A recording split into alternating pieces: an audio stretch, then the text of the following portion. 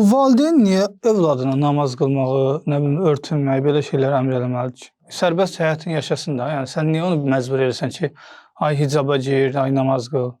Peyğəmbərimiz Əleyhissalatu vesselamın hədisi var ki, uşaqlarınız 7 yaşına çatanda onlara namaz öyrədin. Yəni bu bir peyğəmbər tövsiyəsidir. Əlbəttə ki, bu tövsiyəni yerinə gətirən heç kim peşman olmaz. Hətta uşaqdır, dəymə, indi qanmır, belə elə.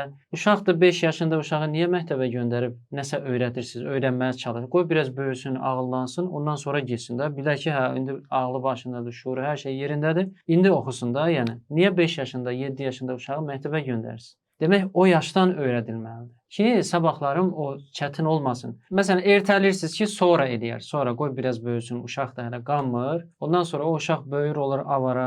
Nə öhdəsindən gələ bilirsiniz, nə sizi dinləyir, nə Allah bilir, nə Peyğəmbər bilir, gedir avaralara qoşur, belə batıb gedir. Yəni, sonra da qurtarmağa çalışırsınız. Nə qədər çətinliklə onları qurtararsınız. Güya ki, uşaqlar geyimlərin, hicabda olmayan uşaqlar geyimlərin özü seçir. Öz ixtiyarı ilə olur. Zaten onu da ata-anası seçir də. Şortik geyindirir, nə bilim. Ətraf mühit, ya da ki, ətraf mühit. Ya da hə, ətraf mühitə baxır, o cür ondan istəyir. Sonra da peşman olur ki, niyə qoydum sosial şəbəkələrdən orada.